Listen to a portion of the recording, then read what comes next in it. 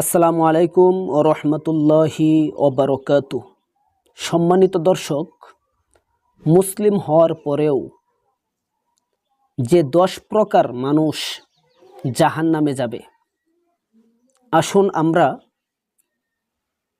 সেই 10 প্রকার কাজ সম্পর্কে অবগত হই এবং সে 10 প্রকার কাজকে আমরা ঘৃণা করি, পরিহার করি।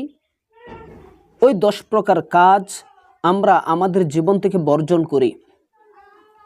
দর্শক, মুসলিম হয়েও জাহান্নামে যাবে যারা: 1. হারাম খাদ্য গ্রহণকারী ব্যক্তি মুসলিম হওয়ার পরেও জাহান্নামে যাবে। 2. আত্মীয়তার সম্পর্ক ছিন্নকারী মুসলিম হয়েও জাহান্নামে যাবে। 3.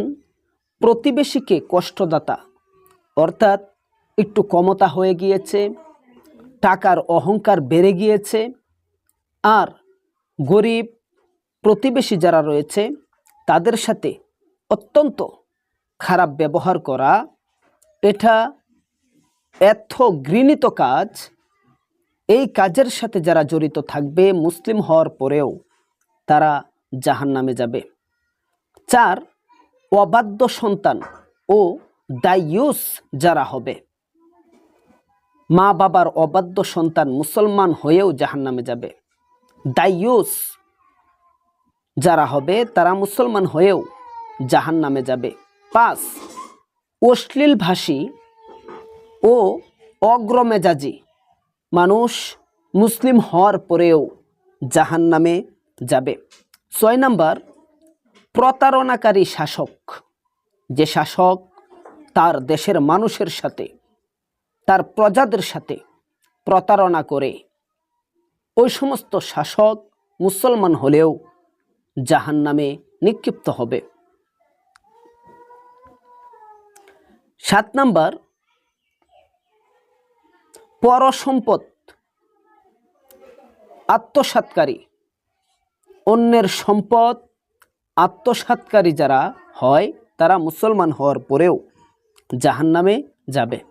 8 নাম্বার, চুগলখোর, যারা চুগলখুরি করে বেড়ায় তারা জাহান্নামে যাবে, যদিও সে হয় মুসলমান। 9 নাম্বার, অন্যকে পিতা পরিচয়দাতা।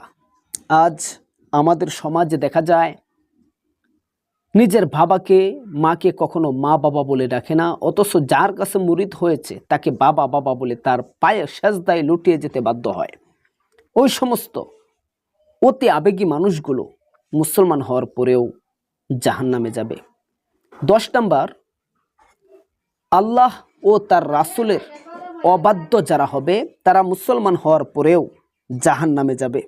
আল্লাহ পাক রব্বুল আলামিন এই 10টি হারাম কাজ থেকে, জাহান্নামের এই 10টি রাস্তা থেকে আমাদের সবাইকে বাঁচিয়ে থাকার তৌফিক দান করুন। আমার আলোর পথে টিভি চ্যানেলে যদি আপনি নতুন হয়ে থাকেন, অবশ্যই চ্যানেলটি লাইক, শেয়ার এবং সাবস্ক্রাইব করে পাশে থাকা বেল আইকনটি বাজিয়ে দিন। জাযাকাল্লাহ।